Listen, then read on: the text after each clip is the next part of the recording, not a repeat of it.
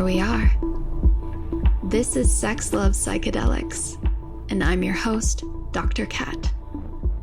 Bringing you psychosexual conversations that will leave you intellectually turned on and hungry for more. Let's talk about that. You used a word in there that I want to highlight. A lot of the audience, this is Sex Love Psychedelics, and so there may be people familiar with the word ego death, and there may be people not familiar with that because it is a common term used in psychedelics. And so maybe you could share with our audience, what does it mean by ego death and how do you see it play out in the kink world? Yeah, well, the reason why many of us want to explore kink and BDSM is because it's pleasurable, it's expansive, and there's a rich cocktail that can be created when you dive into these different types of activities, whether it's bondage, whether it's impact play, sensation play, power dynamics, dirty talk.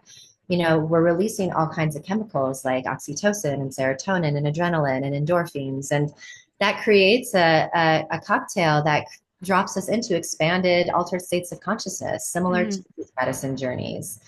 So it gets curious around if I can play in a space with a partner and not need anything outside of myself, not need a plant, not need any drugs or medicine, but the eros itself is the medicine and the relational experience is the medicine, that can be really profound for people. Like if you take enough mushrooms, you're going to get fucked up, right? Like you're going to blast off somewhere. Like it doesn't matter. You will eventually get to that point. It's not the same when it comes to the erotic.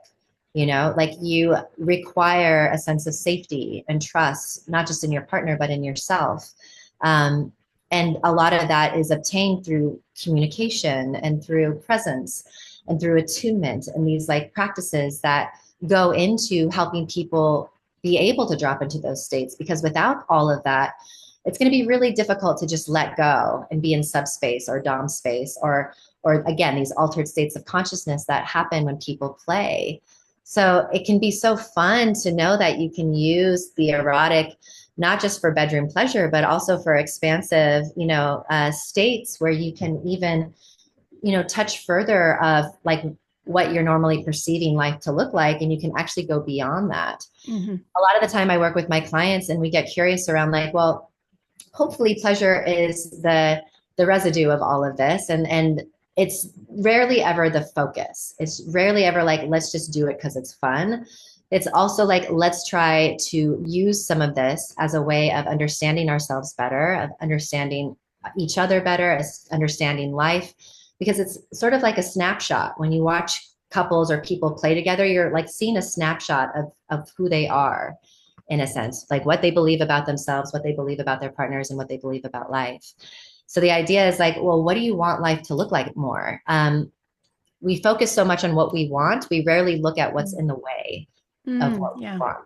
Yeah. So if we can find what's in the way, why don't I have the perfect relationship or that, 6-figure job or whatever those things that we think we want, then what's in the way? And we can actually eroticize those things and play with the themes of that and the energy of that in a kinky dynamic while dropping into altered states of consciousness and creating an experience where we can actually have an embodied visceral reaction and in relationship to something that hopefully we can now move from choice and consciousness and be able to have more of what we want to experience in life, as opposed to just floating around and thinking that, thinking that everything happens to us, it actually happens from us. So kink is let's actually play.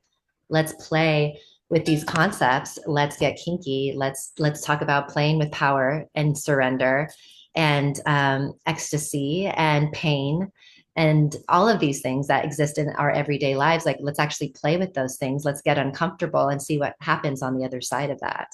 You make a really good point. There's an engagement and a relationship with these parts that you're creating, rather than in this culture, it's very much like a avoidant. Avoid the pain, avoid the punishment, avoid how do I get rid of these things? And you're okay, let's just be with the resistance, be with what's present here. Mm-hmm. That shows up.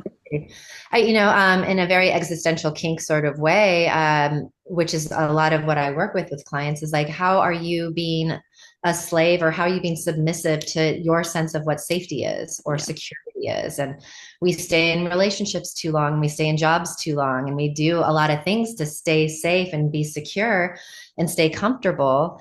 But does it serve us at the end of the day? Is it our highest potential? But if we can create a container of saying, like, let's actually get really uncomfortable so you can learn about your own resilience, and you can actually learn that you're strong, and you can actually learn that you can drop into creativity when you're put under pressure, and you can actually navigate life in a different way than maybe what you're perceiving at the moment. Oh my gosh, it can be so exciting. So, this can be healing, this can be empowering, and you can have orgasms at the same time. I think what's better than that? My favorite kind of healing journey is filled with orgasms and pleasure and joy. Yeah, we love that. We love that. Well, that was fun. Thanks for tuning in, lovers. And if you want to experience more ecstasy and sexual liberation, head over to sexlovepsychedelics.com and learn about how you can join me for any one of my online or live events. And while you're there, grab my free guide on sex and psychedelics. Remember, this podcast is for entertainment and educational purposes only. Please contact your healthcare provider and local law before pursuing any of the products or psychedelics discussed. And one final note here. I make this show specifically for you. If you're loving the show, then be sure to leave me a review in iTunes or Spotify to let me know. Happy to be here and happy to serve. I'll see you next time on Sex Love Psychedelics.